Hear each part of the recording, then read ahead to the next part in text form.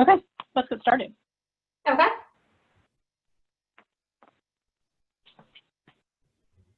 Good evening, everyone. I'm Heather, Treasurer of Maryland Coalition of Interior Designers. And on behalf of MDCID, our lobbyists, Mercado and Associates, and our Maryland State Board of Interior Designers, we welcome you we welcome you to our first virtual 2020 MDCID State of the Industry. We understand that these are trying times. It's very unique in everything that we are doing right now, and we greatly appreciate you taking the time to be a part of our event and to listen to what we have going on. Next slide, please. We have a quick run through of our agenda. We're doing our opening remarks by me right now. We'll do some panel introductions. Our lobbyists will talk about the current state legislative activities and what we've done this past session. And then you'll meet the board and we'll have some great question and answers and discussions about what's happening in Maryland and what they do and how we use them as a resource and how they can help us. And then we'll continue with discussions, and then we'll do a little wrap up and continue any comments from our panelists. And then you'll be stuck with me again at the end of the presentation saying another thank you. Next slide, please. I'm sure many of you who have been a part of our events previously know that the purpose of the coalition is to advocate for the interior design profession. We've done previous events throughout the year, which the CEUs are speed dating events. We do student-focused events. You've seen last year we did our Design Expo, and we're hoping to do that or a version of that again coming up in the fall, so please stay tuned for that. But more importantly, we support our lobbyists, and what they do is they fight for our credentialing, and they fight for our right to practice, and they make sure that we continue to have a profession within the state of Maryland. And without your support and your attendance at these events and being a part of this of our design community, this is how we earn the funds, and this is what makes all of this possible. Next slide, please. Here is our fantastic board of people. They are everything from designers, they are architectural reps, they are students, they are those that they are more seasoned, and we have representation from our American Society of Interior Designers, our IADA, and NKBA, of course. So we want to make sure that we're reaching out to all of our designers in the community and bringing information and awareness and being a resource for you all. And next slide. And without any of our sponsors, we wouldn't be able to continue with any of these events and being able to bring these to you. So we want to thank our 2020 sponsors. And I'll do a quick Division 9, District Lighting Group, Rock Fund, Nancy Foreman Design, Stanley Stevens and Company, Light Arts, and Monkey in the Meadow. Thank you so much for all of your help. And for anyone, anyone who wants to continue to support us, we are always looking for more sponsors. We are always looking for memberships. We have the array of different types of memberships. So go to our website, MDCID.com, and have a look, and we welcome you all. And with that, I am going to pass it on over to Holly Morgan. She is our chair for the MDCID, and she is going to moderate our presentation for this evening. Thank you very much. Thank you, Heather, and thank you for the MDCID team who have worked to put today's event together, and to our sponsors, of course, our sponsors who enable us to fulfill our mission. Good afternoon, everyone. Thank you for joining us for our 5th annual State of the Industry Roundtable. We want to welcome our distinguished panelists from MDCID lobbying firm, Barbara Mox Mercado and Associates, and the Maryland Board of Certified Interior Designers. Barbara Mox, I can almost speak today, this is going to be good. Barbara Mox Mercado and Associates is the lobbying team for the Maryland Coalition of Interior Designers since 2002. Highlights of their work include, in 2020, working to defeat legislation that would apply the sales tax to interior design services. They successfully preserved the state certification of interior designers and the State Board of Certified Interior Designers in 2003 and in 2012, and extended the sunset to 2024. They helped secure passage of legislation that allowed certified interior designers to apply a mechanics lien to recoup unpaid money for certain services rendered in 2009, and subsequently prevented weakening of the mechanics lien statute in 2015.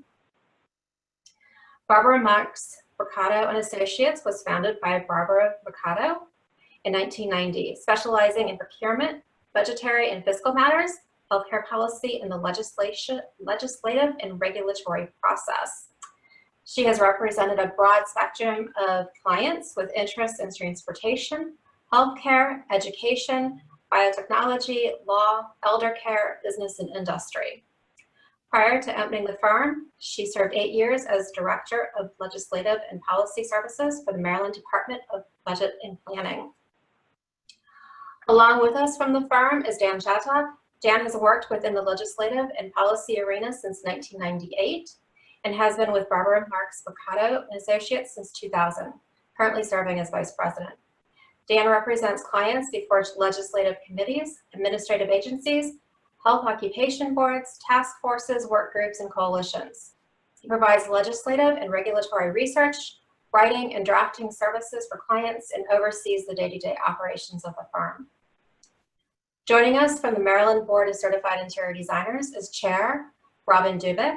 Robin has 20 years of commercial interior design experience, and her predominant focus is in healthcare design. She's solely worked in the District, Maryland, and Virginia region. She served in multiple leadership roles within the local chapter of IIDA and has served on the Maryland State Board of Certified Interior Designers for the past 8 years. Robin is Associate Principal at CRGA Design. Rounding out our panel is Carmen Parsons-Sneed, who joined the Maryland Board of Certified Interior Designers in 2018, actively sitting on the board's complaint committee. She has 30 years of experience in commercial interiors, workspace design, and contract furniture. Carmen holds a Master's of Architecture from Howard University School of Architecture and works to promote interior design as a guest juror and lecturer at the George Washington University Corcoran School of Arts and Design in the Interior Architecture Department. She is currently the design principal of Loaf Brand Environments. Thank you all for your participation tonight. Let's dive right into first a look at the legislative activities this past session with Barbara and Dan. So let's see, where am I? Here I am. So first, thank you to Holly, thank you to Heather, thank you to all of you that have been involved in the profession and have made it a priority to join the call today. So Dan and I have had the honor to work with you since 2002. Dan's going to go into some more of the specifics. I'm going to give a little big picture here for a moment. So just so you know, when we started with you, we were called in, and some of you old timers have heard this story over and over again. We got a call from the then chair of the coalition. We have a recommendation from the state to not continue regulation of the Board of Interior Designers. Can you help? And we said yes. So, you know, when you look at, you know, and I don't even know where to go here, because when you look at what somebody has something going. If everybody could go on mute, please. Thank you.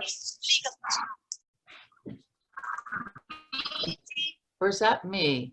Nope. Let's see, I can still hear. Okay, that was. So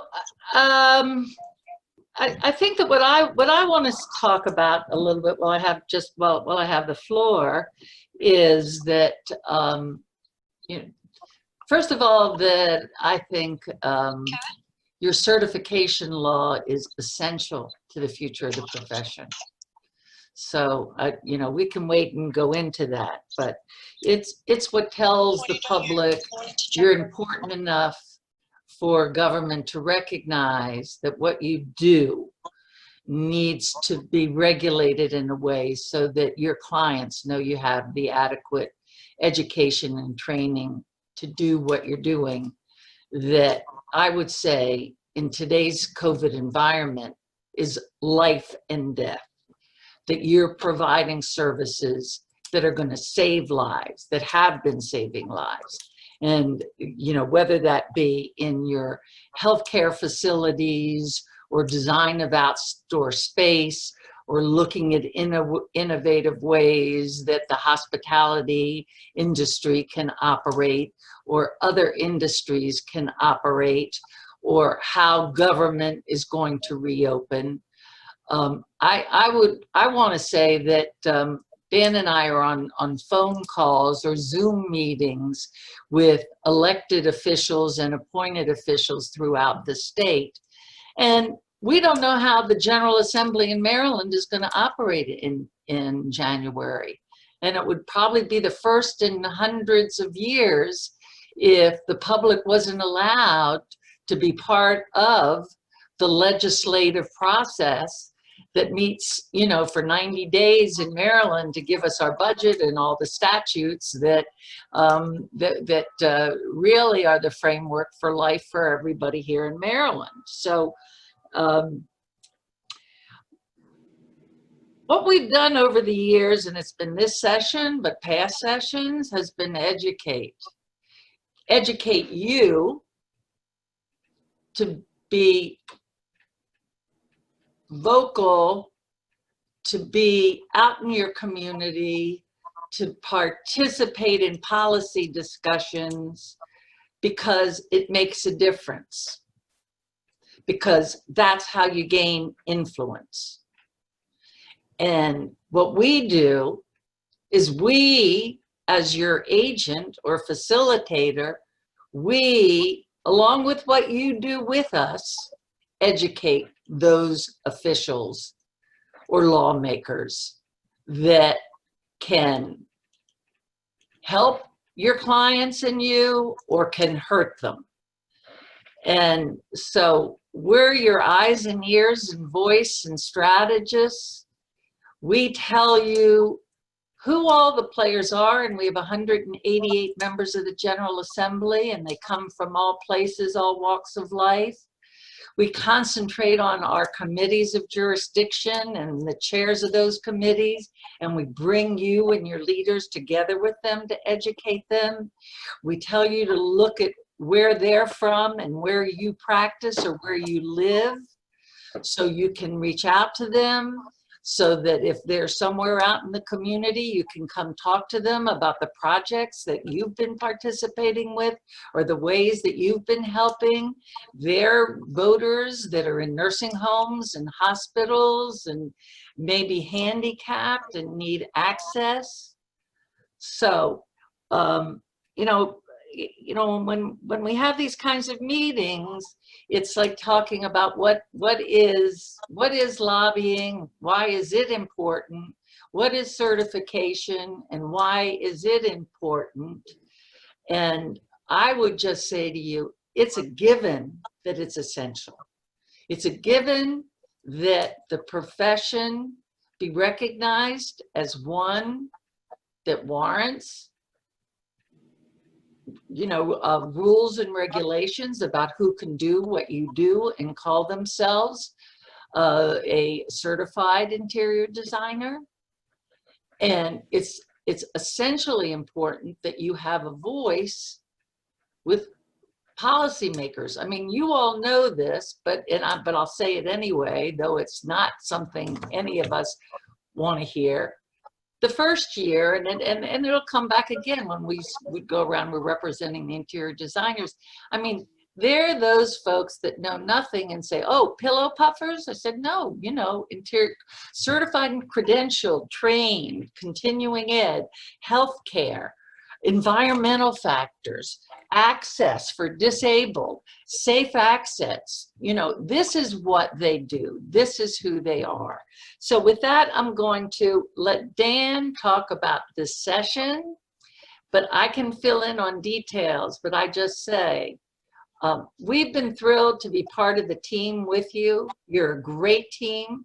You've got great leaders, and there's been no time since we've represented you when I think there's more opportunity for you to shine than the time we're in right now, when we don't even know whether the State House in this state of Maryland, who's going to occupy it and how it's going to be occupied. We don't know who's going into hospitals and who's not going into hospitals. We don't know who's afraid to go get their mammography, to get diagnostic testing, and delaying things and delaying care so their illness is worse. We don't know whether schools are opening or not, or how they're going to function. And you are the ones that can help them make those decisions by helping to design those spaces so that they're safe in this environment. Dan, it's all yours. Okay. I'll just take a couple more minutes of our block of time here just to echo and build on what Barbara said. This past session, the 2020 session, was different for just a lot of reasons. 7 short months ago, back in January, when the world was somewhat normal, we were proceeding ahead with a normal legislative session, and the big buzz among the legislators was education reform. There had been a push in 2019 to get some frameworks put into law that would help modernize, improve, advance the public school system, pre-K through 12.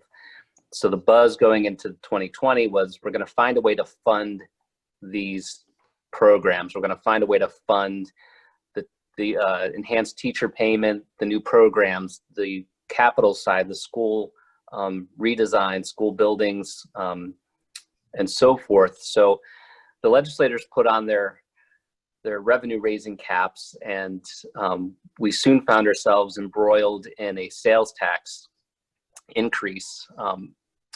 Initially, a bill was introduced that was focused in on 12 or 15 particular services that currently do not fall under the state sales tax, and interior design was included in that pool of services.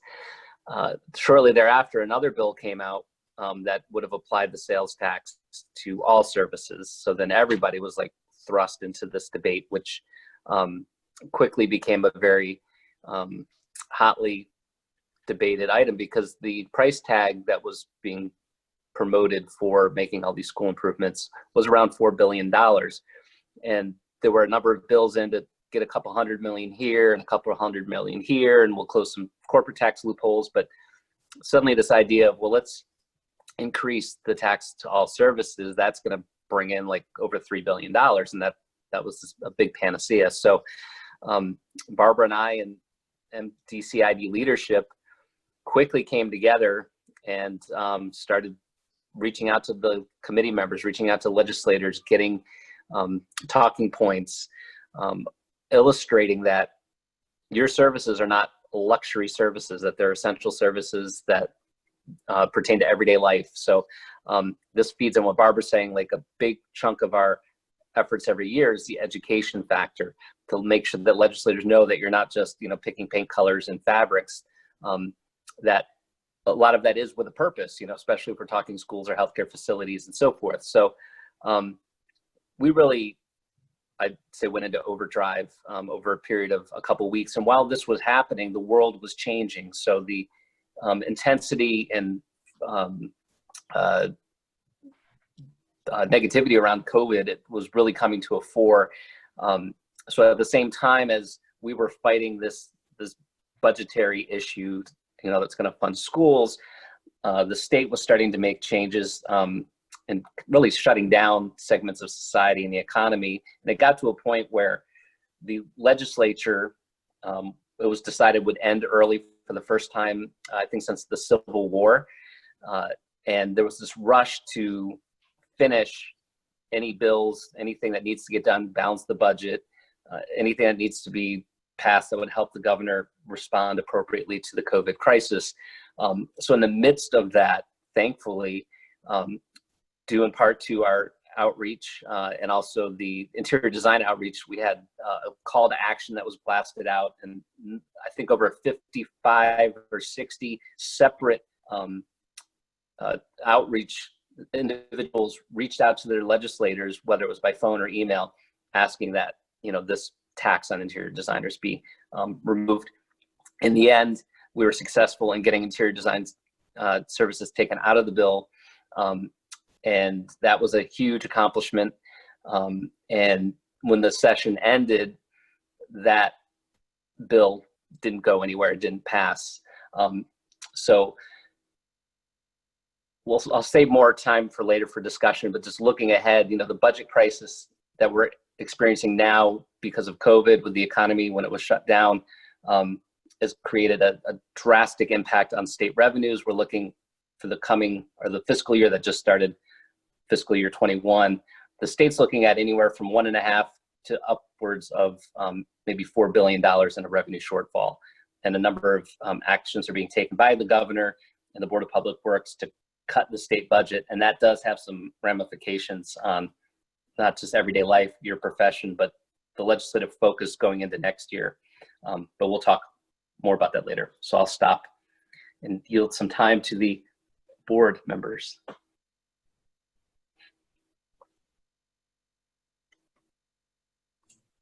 Thank you, Dan and Barbara. That gave us a lot to cover here in our upcoming discussions.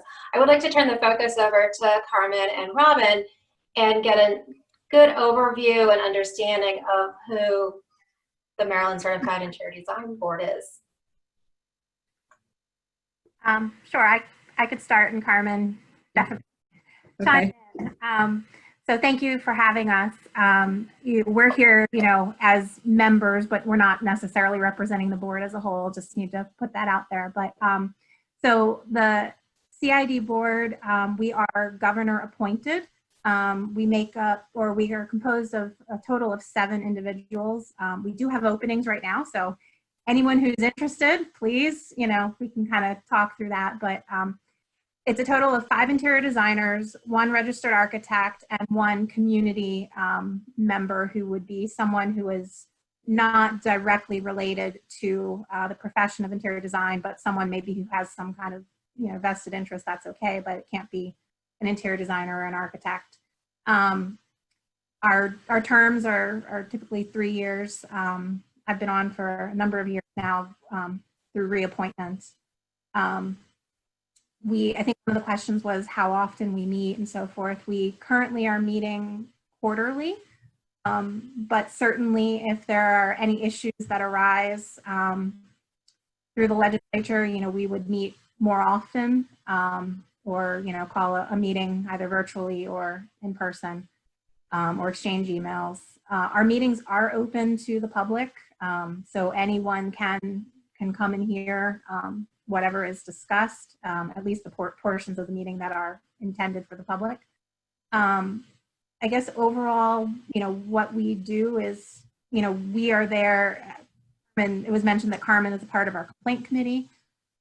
So if someone from the public has an issue with, you know, interior designer per se, or interior design services maybe not being rendered in a way that they, you know, expected, they can file a complaint with the board. So that kind of thing is reviewed. We're also responsible for overseeing continuing education, which is a part of our law as certified interior designers to get a certain number of continuing ed credits, which is 10 every 2 years, one of which has to be a sustainability credit. So we just kind of make sure that, you know, folks are meeting that requirement. We're there to answer any questions that might arise with regards to continuing ed. And certainly, again, anything from a legislative perspective that may come up. We do have a member of the Attorney General's office who sits on our board and attends our meetings and does, you know, bring up anything that arises and is there to answer any legal questions for us. In terms of conflict of interest or things that may come up in terms of if we can or cannot do something. Carmen, do you want to add anything? I think the only thing that I think you covered most, quite a bit of it, but, we do meet monthly, and we try to meet monthly, virtually or in person. And we are there to try to keep up with, any issues that might arise either from some of the committees or anything that's brought to us from the public. We hold formal meetings, and we always have to have a quorum in order to meet. And basically, we're all very much concerned about the interior design profession, and we do our best to make sure that we're available whenever the opportunities are for us to meet. I guess one other point of note is that while we are a standalone board in terms of just interior designers with architectural representation on our board, I, as the chair, sit on the joint design board as well. So we do have representation with the other design boards. So architects, engineers, landscape architects, surveyors, we all meet on a regular basis because there are certainly issues that, arise that affect all of us. Certainly, we are kind of operated as a joint board from a financial perspective. So all of that, kind of comes into play, and we sit at the table for those joint conversations.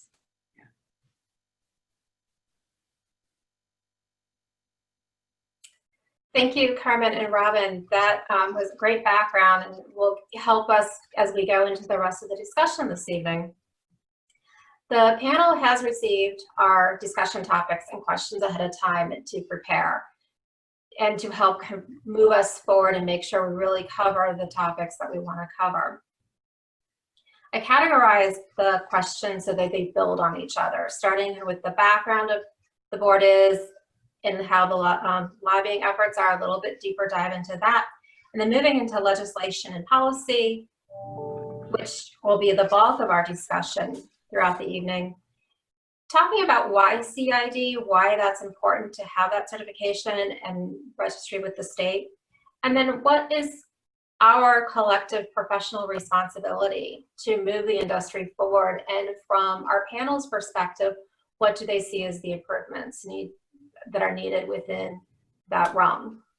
So I'd like to start with something that Robin started to talk about. I'd like to go a little bit deeper into it, about how one becomes a board member on the Maryland State Board of Certified Interior Designers. So yeah, as I said, we do have some open positions right now. We actually are looking for a public member, and I think we have 2 openings for interior designers as well. So, I mean, if you are interested, there's actually Governor Appointments website, which I could certainly send to you, Holly.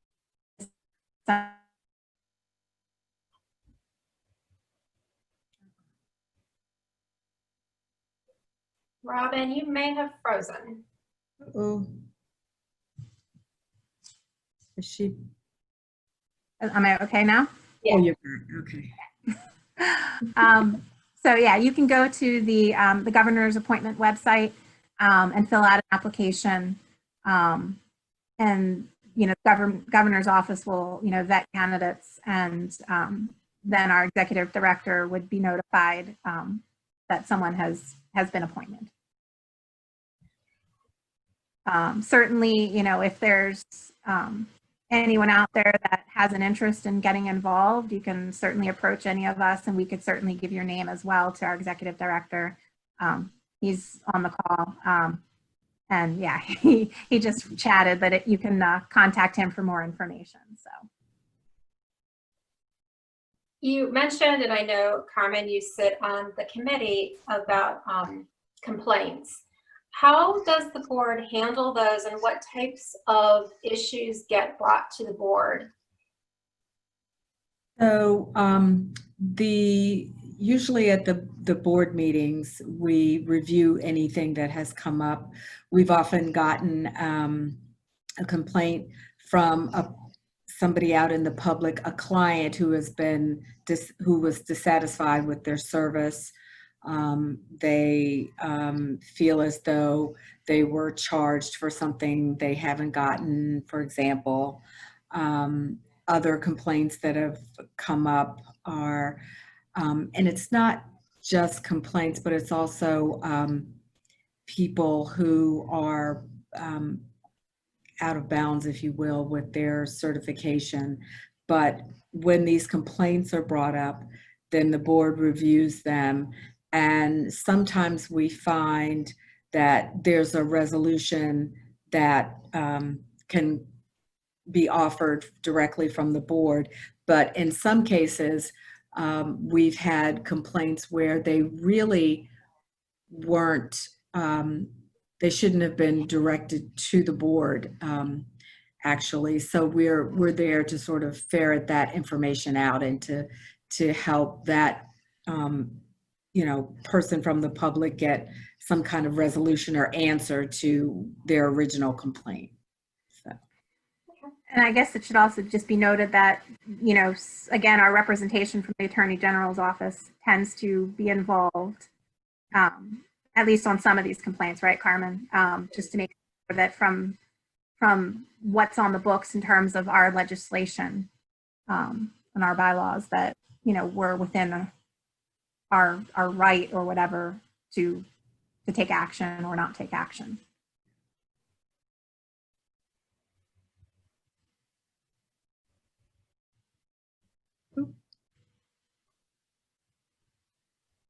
Along those same lines, but maybe it may not be something that you're necessarily involved in, but are there examples or is there a means of activity that the board does to help support the design industry, or is it mainly kind of a clearinghouse to ensure the professionalism of the members of the professionals who are registered with the state?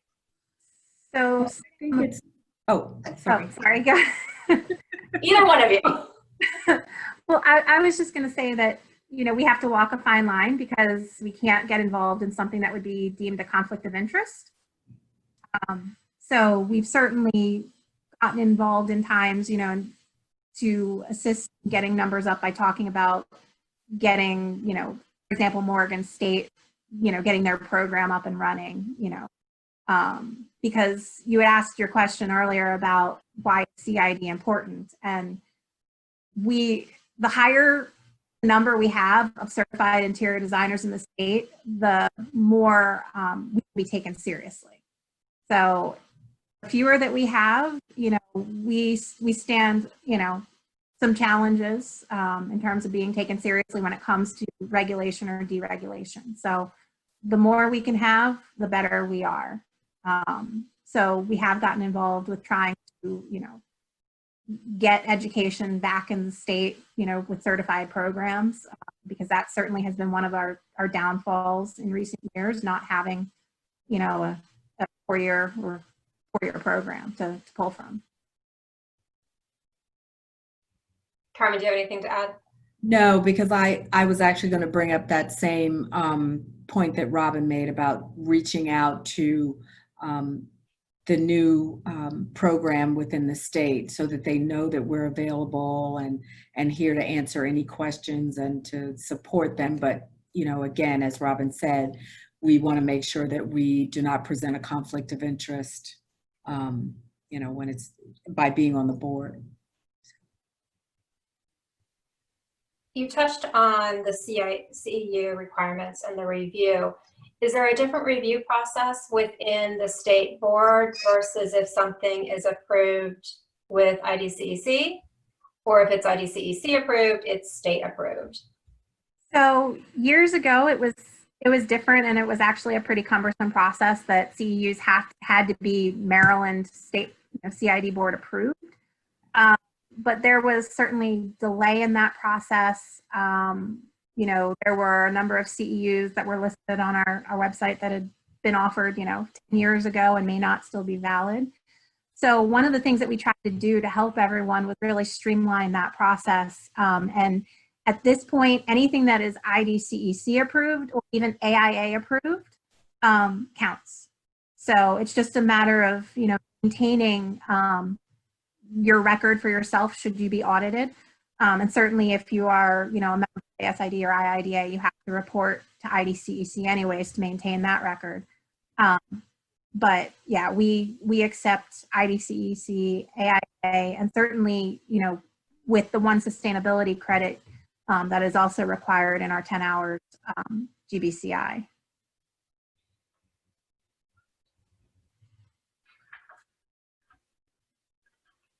I want to jump into some of the legislation and policy pieces. Before I do that, there was a comment that you made about conflict of interest. And I think that's something that would be good to kind of pick apart a little bit and get a better understanding of a clear understanding what that fine line is. I might be able to help a little bit here. Yeah. Just, you know, the issue there is that the Board of Interior Designers, any regulatory board, is there to protect the public. That is the board's role. So that the fine line you have to walk is not seeing the board as a vehicle for advocacy. That's what the coalition is. The board can, you know, this is always with tough boards because we work with the Board of Physicians, the Board of Nursing, the boards, you know, you've got to educate and, you know, the outreach to Morgan. Yeah, you know, this is just, you know, the board could go out to educate Morgan faculty on who they are and what they're doing. But in terms of advocating for the profession, that's what the board can't do. Yeah. Thank you. Thank you. Yeah. Thanks, Barb. We appreciate the clarification. So you know, we talk about being certified in the state, and we'll get to a little bit of a deeper dive into why those numbers need to be up and why it's important. But what is the qualification for certification in the state of Maryland? And also, is there reciprocity with those that may live outside of Maryland but work in Maryland? So there is reciprocity with other states that also have legislation. And as far as what it takes to be CID, NCIDQ. So you have to have met all of the qualifications that NCIDQ or CIDQ, excuse me, requires to take NCIDQ. And you have to have passed the NCIDQ exam. And the state board, as a state board, we actually do have representation with CIDQ. So we do attend their annual meetings, and we are a part of that organization in terms of understanding what they're doing and the changes they're looking to make to deal with the examination portion of our credentialing.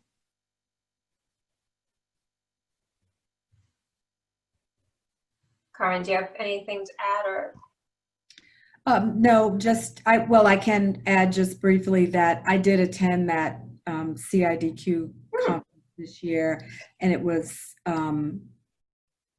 enlightening experience, and you did get to see all of the other boards and what some of the focal points are for the profession, or what they suggest might be our topics of interest as the year comes up, and it does directly relate to the exam portion and the credentialing. So pretty similar what the other states are facing, similar to what you all have been seeing.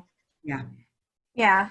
Deregulation has been a topic of conversation in the majority of the states, and it's been that way for a couple of years. So we're always kind of up against that. And we're coming up, I definitely want to talk about the sunset we're coming up too.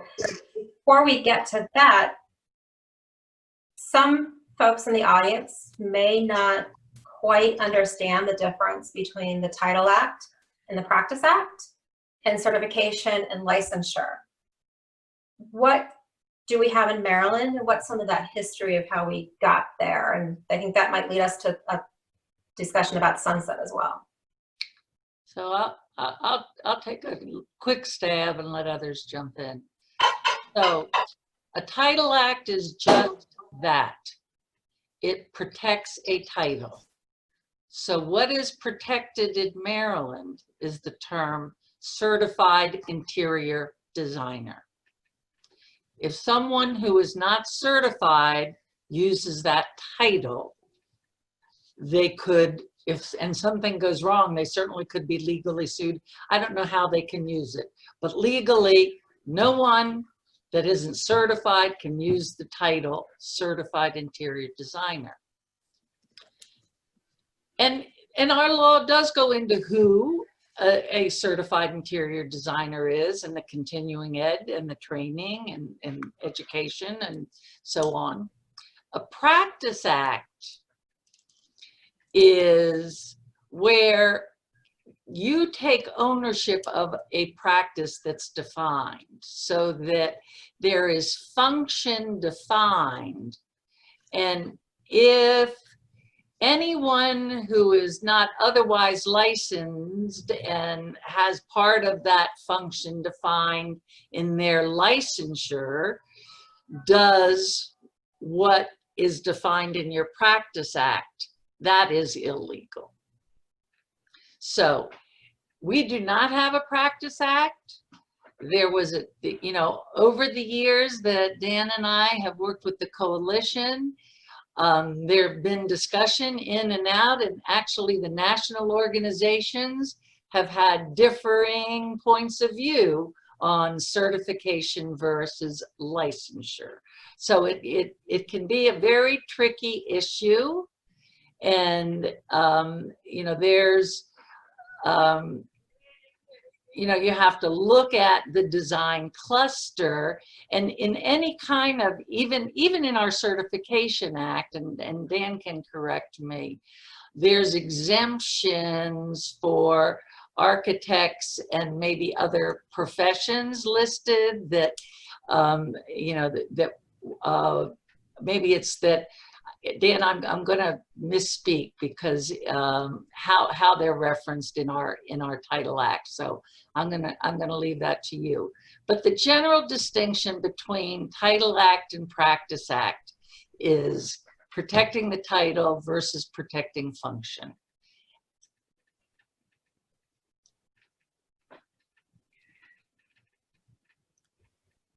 Then the second part of that question was certification versus licensure. Certification versus licensure, again, I have to tell you, that's a really gray area, Holly. For instance, because we've represented lots of professions over the years, like in the term social work, it's like licensed certified social work. A licensure sounds stronger, and maybe legally there could be some points made to licensure being stronger. And when you have a practice act, I'm going to say licensure and practice act generally go together. Certification and title act generally go together. But I'm going to punt to Dan to elaborate if there's any more elaboration. Sorry, technical problems there. The only elaboration I would make would be when I think of a practice act, as Barbara was saying, it's the whole function of that practice as it's defined. So right now, with the certified interior designer, if I'm not a certified interior designer, I can go out and do my business and call myself an interior designer, and there's no ramifications for that because I'm not using the protected title. If there was a practice act, then I would have to be licensed as an interior designer to call myself for the work that I'm doing interior design or being an interior designer. So it's a bigger bucket that's captured when you have a practice act because it's you're more broadly encompassing the the profession under that law as opposed to the certified interior designer, you still have education requirements of licensure, certification fees, and there's benefits that being a certified interior designer have over just someone who's a regular interior, non-certified interior designer, just as there would be with the Practice Act. You'd have a broader scope that would be encompassed. So as Barbara said, the debate has occurred over the many years that we've been involved with the coalition, and right now what we have is the Title Act, and that's what I think our focus is in trying to preserve that and make sure that that continues, because that in and of itself is very important. And that leads us right into the sunset piece of that question. So, and again, I'm going to start. In my opening comments, I told you about our beginnings to be a team here. When the analysts for the legislature looked at the board and said, quite honestly, well, since this board was created, there have hardly been any interior designers that have gotten certified. And then they said, and it's just a Title Act, so how much does that protect the public? So when you look towards sunset, I mean, this goes back to earlier comments. You're regulated because there's a reason that the public needs to be protected and know that those people that are calling themselves at least a certified interior designer have your competencies. And so when the sunset came up earlier, now these things have calmed down, I have to say, over the years we've worked with you. Because when we came on board in 2002, there really hadn't been enough dialogue among the members of the design cluster. The interior designers, the landscape architects, the engineers, the architects, and the surveyors. And so in addition to what Robin said, which is as chair of the board of interior design, she's part of these meetings with the chairs of the other members of the design cluster. That's good stuff. On the advocacy side, I want to say, the coalition, and why is the coalition so important? The coalition and your coalition leadership, and Dan or I, are part of meetings that we have with the professional societies for every other member of the design cluster.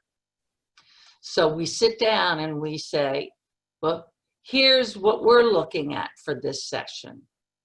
Can we work together? Or here's what, so the architects will say what they're working on, the engineers, the surveyors, the landscape architects. We will sit there. We'll see when we can work together and help each other. And if there are problems, we try and work it out outside of the legislative hearing, outside of that State House complex. So when we first came on board in that 2002, the architects were out for our jugular. They were out. They were out to get that law killed. And it was a fight. Now we prevailed, and in those years since, as we've been working together and working collaboratively and talking to them and the other design members about things that are important to them, that are important to you too. I'll take one example. I mean, the sales tax is one example, because it's possible that it's going to go anywhere, like Dan said, all services, or architectural, engineering, surveying, design services. They can pick and choose any among all of those and pick all of them or none of them. So we're working together and concerned about that. But the other thing that the architects have talked about that they've wanted our help with, and I've had discussions with their lobbyists, and we're working, you know, we've talked about this, is giving a preference for in-state firms. Because so many of these big architectural design projects go out of state. And that's a biggie. And when we can come in and help the architects with that, they like it. So they didn't fight us this, 10 years ago. Our law, your law, I say our law, your law is up for sunset in 2024.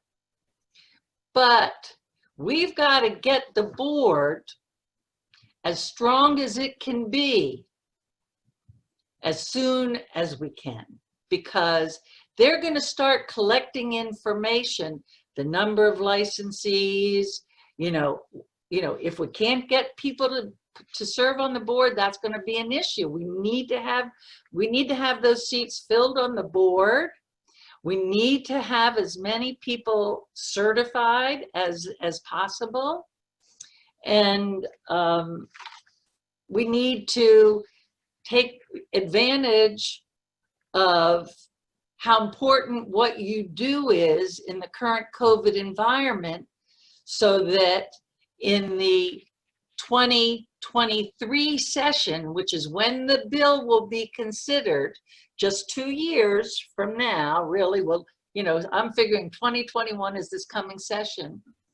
In the 2023 session, it's going to be decided whether the board's going to be continued or not, and if it could be strengthened or weakened. So what I would say is, now is such an important time to really have a strategic plan that gives the profession the strongest foundation for that review and recreation of your board. Thank you, Barbara. You touched on some of the things that the board would be looking at.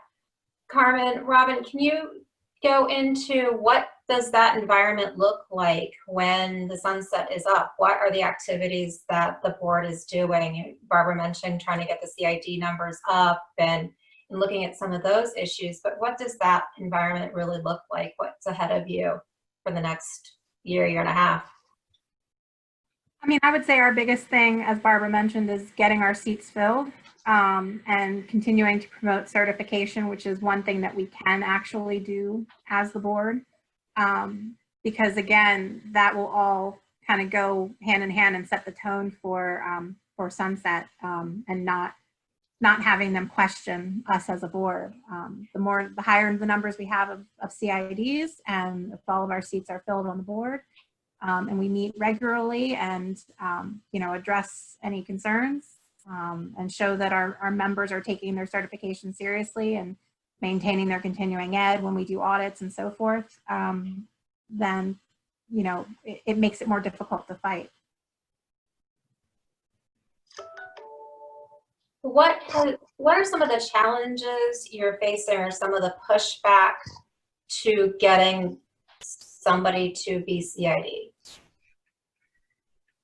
I think, I don't know, personally, I think the biggest thing that is out there is people question why. Why is it necessary? It's $76, for your license. It's a drop in the bucket, but for, especially for someone who's, just passed MCIDQ and, is only a couple years out of school, maybe it's just money, especially in this current time, that they can't justify. But I mean, if this is your career and it's not just a job, then you gotta, pay to play and pay to be taken seriously. And I don't know, the way I always look at it too is you wouldn't want to go to, a physician or a lawyer that, didn't pass their boards, right? So you wouldn't want an interior designer that's dealing with health, safety, and welfare that hasn't passed theirs. So it sets us apart. It helps to, again, state that we are all about health, safety, and welfare. And we're not just, carpet pickers or some of the other bad terms that are out there about who we are, you know, and it's vital to us as a profession to be taken seriously. What? You're muted, Carmen. Oh, sorry. Eek. Sorry. No, that's okay. Good. I don't think we're alone. I think there are other professions that are likely going through the same or similar things. I have had discussions as I lecture with students, and I've had several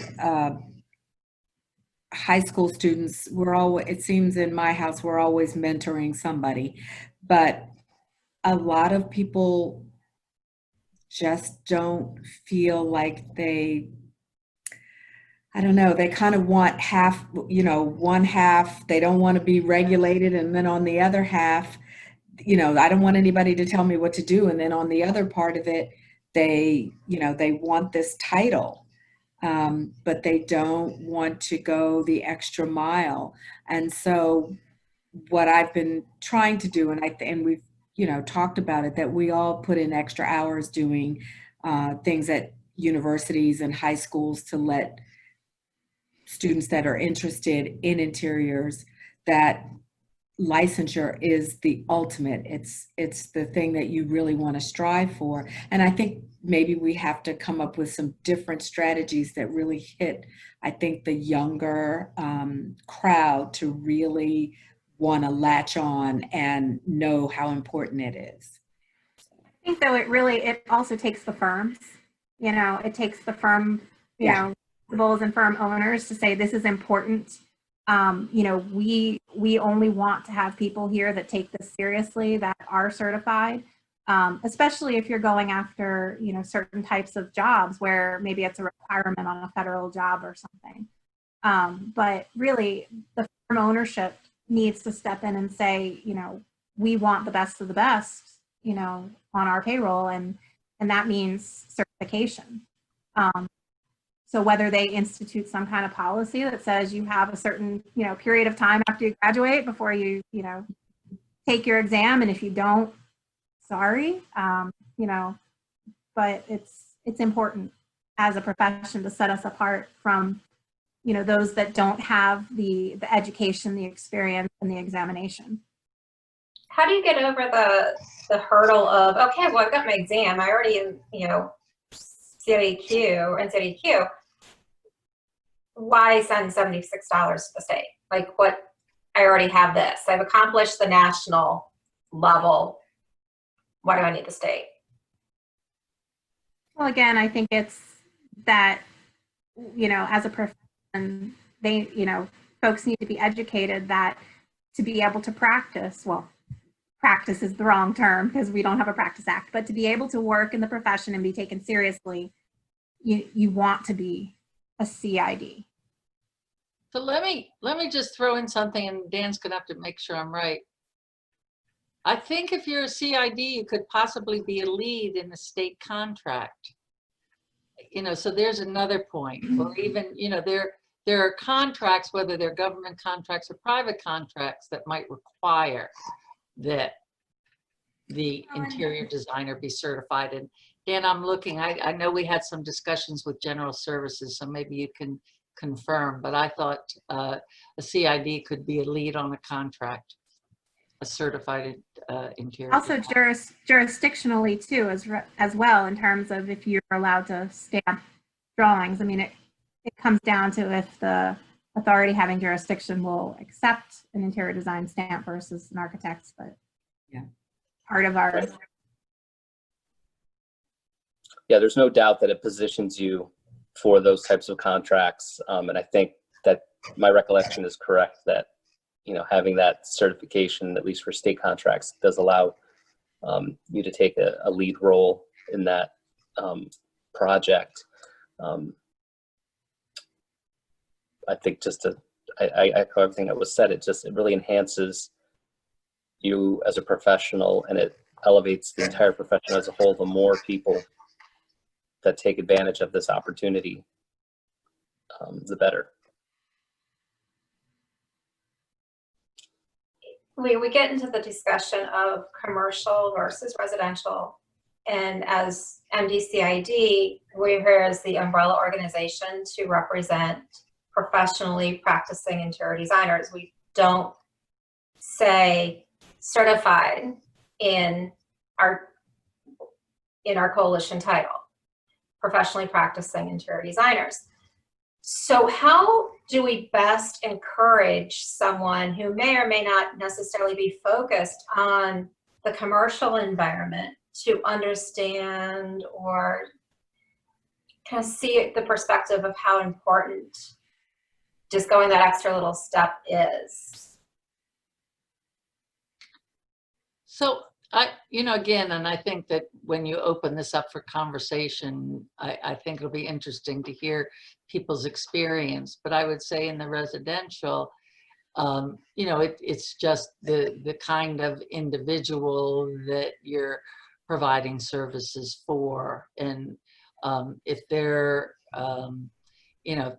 if they're looking at the need for a credential. So, certainly what you do calls out for, in residential areas, I mean, protecting the clients that you're working for.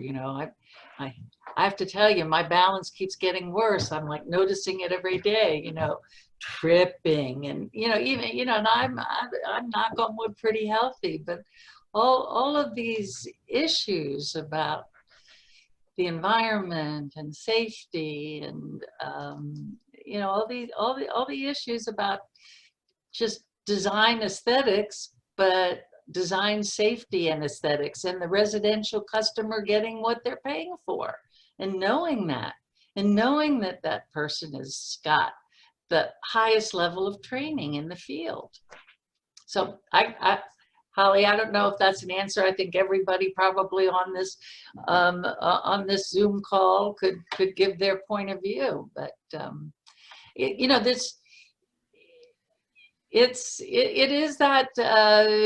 is that recognition. Talking about the sunset led us to the discussion about certification and getting those numbers up. We are going to take questions that are in the chat column at the end, but I did notice someone was asking what sunset meant. I do want to address that because that may not be clear to everyone. The sunset is, and Barbara, you're probably going to explain this better. I want to do a quick overview. Is the Title Act that we currently have is scheduled to sunset or end in 2024. So it's up for review.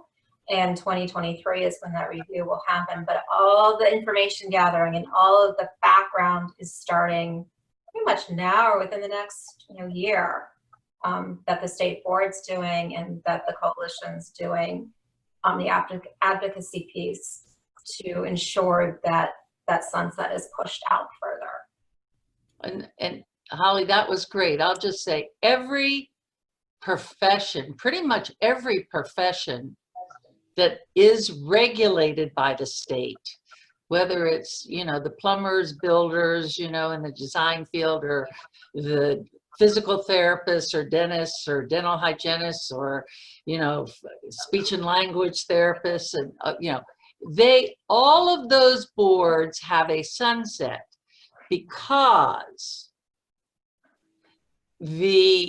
when governments pass these laws, certification licensure laws, they want a date certain when there is a review of how that regulatory board is protecting the public. And if they determine it's not protecting the public in the right way, they're going to ask for tweaks to the law or suggest that it not happen. But that's the reason for it. Every profession has your 10-year law, 12-year law, 14-year law, 6-year law, and then they look at how it has and hasn't protected the public. With the sunset coming up and the work that the board does, what, with the astronomical budget cuts that we're hearing about as an outcome of what COVID has done to the economy in Maryland, what is the impact you see to the board? in the work that you're doing or that you're appointed to do. All right, and I'm going to take this and then I'm going to let Dan to start answer. I sadly I don't know, I'm going to have to go by 20 after 6 because I have a family birthday party, so I don't know. We're supposed to end at 6, so I'm trying to keep it moving here. All right, this is it. So yes, we have, as Dan said, but I'll just tell you, we've got a total budget here of about $43 billion. About 20 of that is general funds, state funds. And those are driven by tax dollars. And so we're going to be, as Dan said, $1.5 to $4.5 billion short in those general funds. And they're going to be huge cuts. Our boards are funded by your certification fees and the surveyors' certification fees and the engineers and the architects and the landscape architects. You've got a dedicated fund. Now, if there's a surplus in that fund, the governor has the authority to dip into it and take surplus out. But I don't know the current status of the overall fund, but I know that there's been plenty of money in it for operations, the needed administrative operations of the boards in recent years. So it is protected because, as I said, the funds for it are not taxpayer dollars, they're your certification fees. So then Robin, Carmen, with that, how does that impact the work and the activity that you're facing in the next year? I could probably add to that if you Sounds can hear good, me. Joe. Hi, I'm Joe Collingford. I'm the executive director. I'm the executive director for this board, as well as the surveyors, the professional engineers, landscape architects, and architects. So, but right now we're not seeing a massive impact on our budget. Now, how the second and third order effects that Barbara just talked about, some of that stuff is going to have to flesh out coming up in the future. But we do a lot at our board level. We do a lot with very little staff-wise. So a lot of my staff is doubled up on certain boards, so we don't employ a full-time staff, which helps us a lot to make sure that we're able to spread out the small budgets and actually the small licensing fee that Maryland charges. We're able to spread that out pretty far with how we do it. So I'm not seeing a particularly heavy impact. I'm seeing a lot of our licensees across the board, across all professions, are still renewing their licenses, even with the governor's executive order. So a lot of people are still doing everything they can to keep up with their licensure, and we're not seeing a massive budgetary impact right now. Now, where some of the second and third order effects of overall state cuts come, I think a lot of that's going to be yet to be seen. So, sorry to interject. I just figured I'd give you a little bit more of our administrative process. No, I appreciate it. Thank you so much and thank you for, because I reached out to you originally to help get this facilitated. So I appreciate you jumping in your comments.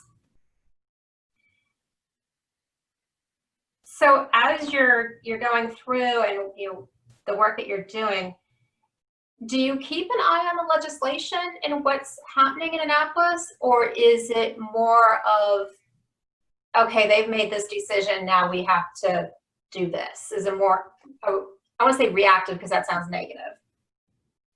So I'm going to say a couple words and I'm going to switch gears to get to Dan, but our work is year round and full time, and we are on the phone.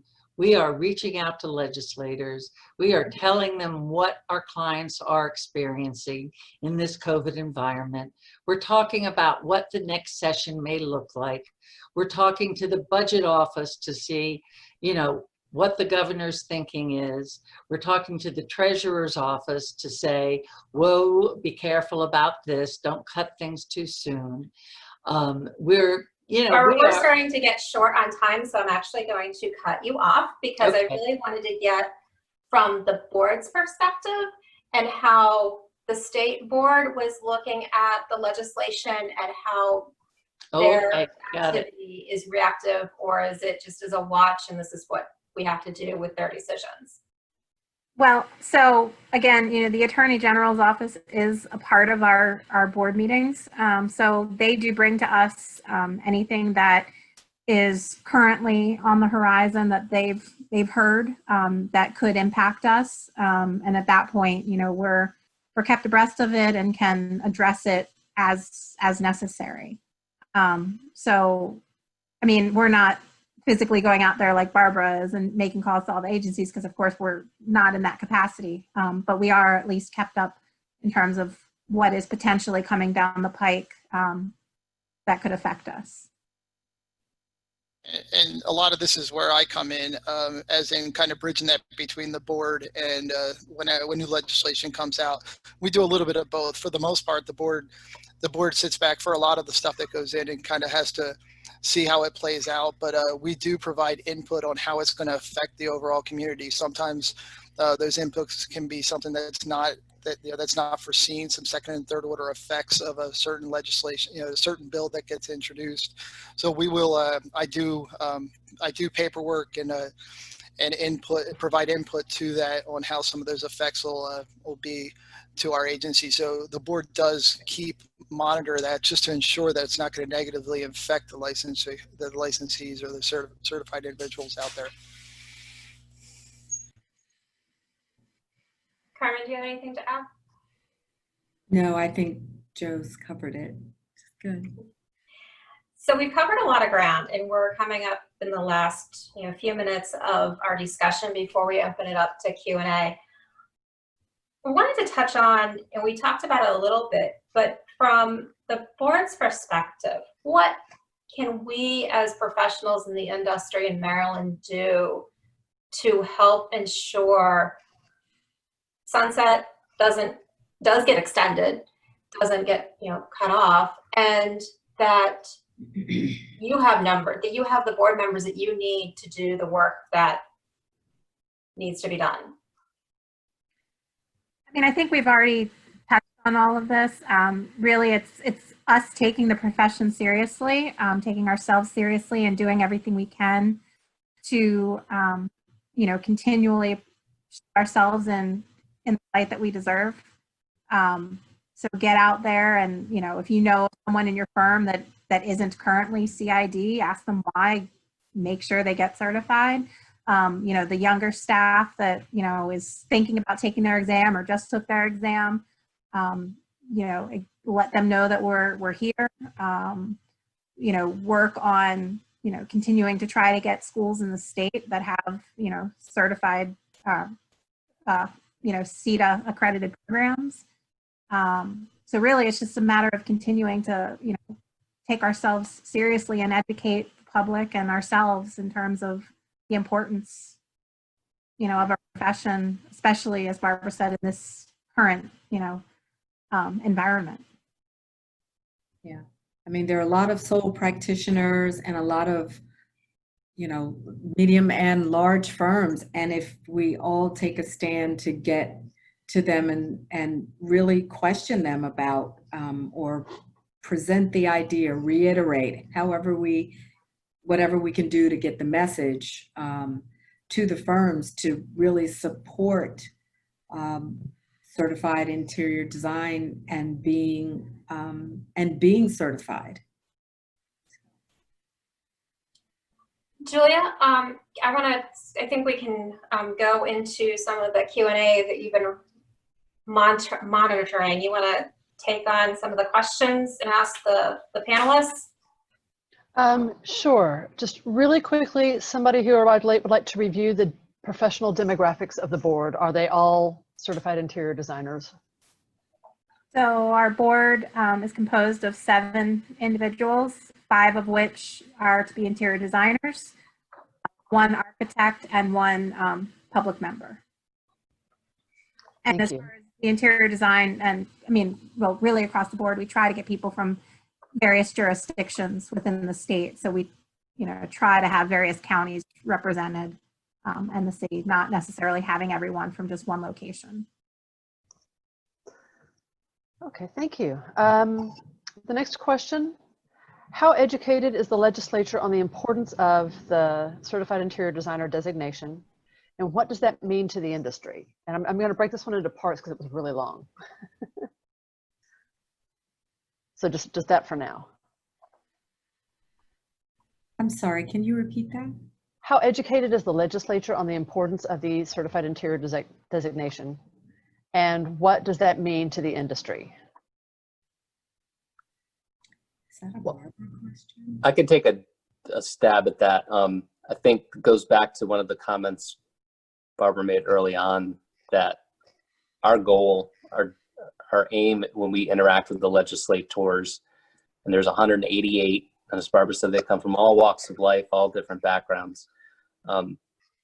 Each year we want to take time, especially on our primary committees that have jurisdiction over your sunset licensure or your sunset renewal, to touch base with all of those legislators and explain to them who you are and what it is you do. And for some, I think there's great understanding. They might have a neighbor, a friend, a family member who is in the profession. Others, they don't know anything, and we take the time to reach out and explain and introduce them to who you are and what it is you do.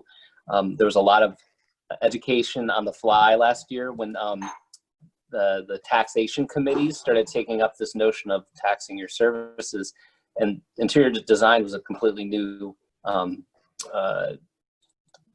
new thing for them. So we had to spend a lot of time with individual members doing that. So it's an ongoing process, and the more that you and MCID get involved and educate your profession to get out and start talking to legislators, then it builds on itself, and it becomes your voice becomes that much stronger, and your profession becomes that much more well known. Thank you. The next part of that question is, what does that mean to the industry, and what impacts would happen if they allowed the sunset to occur? Well, I think, again, as we've been talking, the key here is, I'll say, strength in numbers, right? If you have a well-populated board, if you have a large number of certification holders, if the review of the board comes out and says that you're doing everything that you need to be doing to help protect the safety and welfare of the public, then the legislature looks at that and they have confidence in the review and that things are going to go okay. Where we run into problems is like 20 years ago when there was a recommendation to end the operations of the board. That entailed a lot of education of the legislature at the time. There's been a lot of turnover in 20 years. So I'll just keep saying, I guess, the process builds on itself each year. The more we can educate the legislators about who you are and what it is you do, then the likelihood of a sunset occurring becomes less. And now, again, given the climate that we're in, the services that you're providing, I think, will be more tangible and more relatable to the legislators. When you talk about, I'm going to call it safe building design, and I know there's more that you do, but when you talk about schools and public facilities and healthcare facilities and going back into the office and the workplace, the things that you do on a regular basis won't be taken for granted. When you talk about slip and fall, when you talk about floor, when you talk about sanitizing surfaces and creating better workspaces, all of that's going to ring very well with legislators. So in a way, we have sunset coming up and we have this horrible pandemic, but there's opportunity to elevate and promote what you're doing to protect the public. So I know that kind of went off a little bit, but I would say that that's the course we need to be on. Thank you. Our next, I'm going to combine the next two questions. So what surrounding states have practice acts? And does the Maryland board work with the nearby state boards?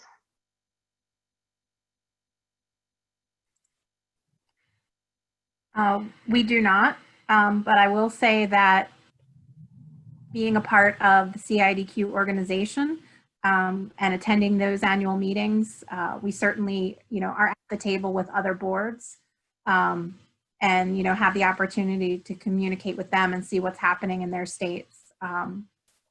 But on a regular basis, no. Although I think, Joe, you might have had conversations with some other local boards from time to time at other conferences as well.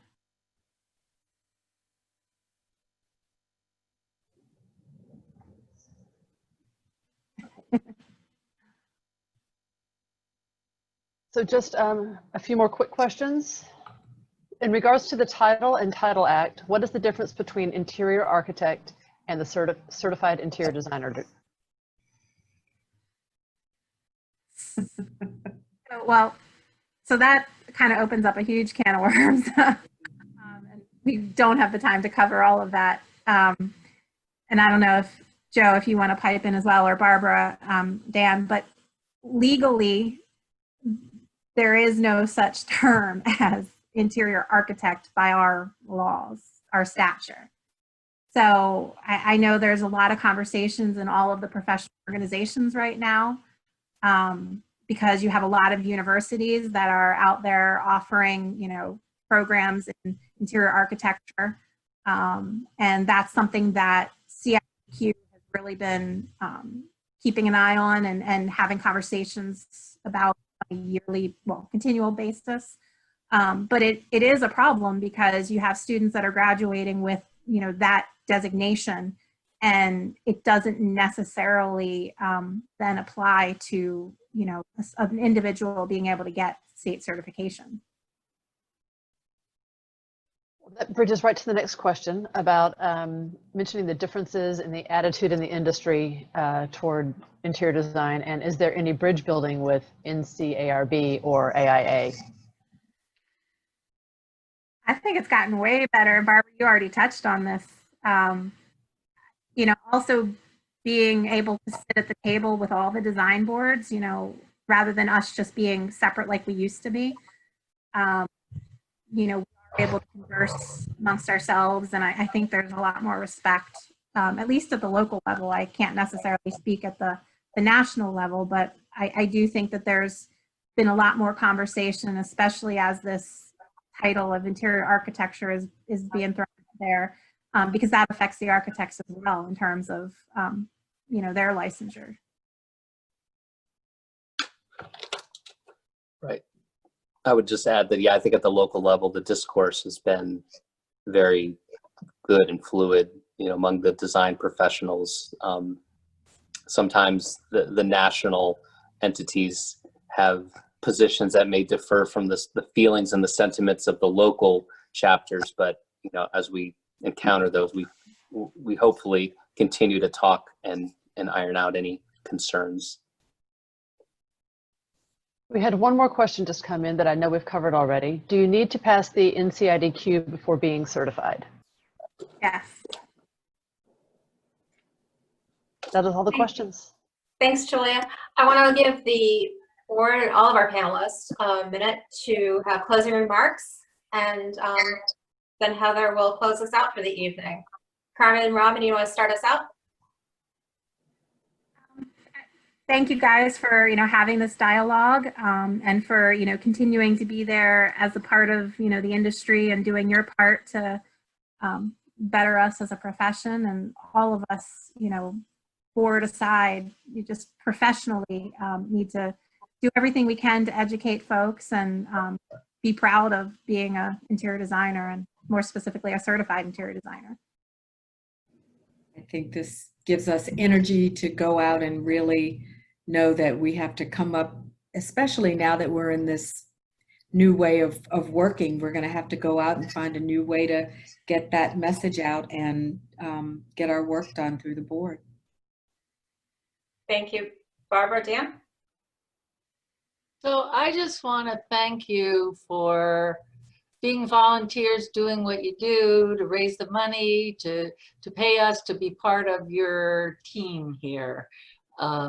I think that, you know, if each of you would sit down and write a paragraph or two about what you're doing to save lives or help communities or make people's lives safer or better or more comfortable, less stressful, because they come home to an environment that's nice, and, you know, just save it. Because one of the things that I know the coalition is maybe going to help do is we want to get that information, those insights, you know, who you are together. And I would just say, this coalition is important. Please support it. Your volunteers through the years have committed untold hours and have done a tremendous job. Dan, do you have anything to add? I'll second that. Thank everyone for your time, your energy, and keep on doing what you're doing, because you're doing amazing work. It gets recognized. The more it's promoted, the more that Barbara and I can promote it within the legislature and the governmental entities. I think it'll just help further your profession, and you're to be commended for all that you do. So thank you. Thank you to each of our panelists. Joe, thank you for chiming in. I greatly appreciated your input. I'm going to turn it over to Heather for closing remarks.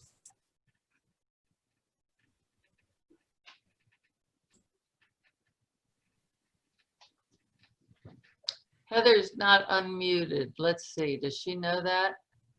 Heather, you're not unmuted.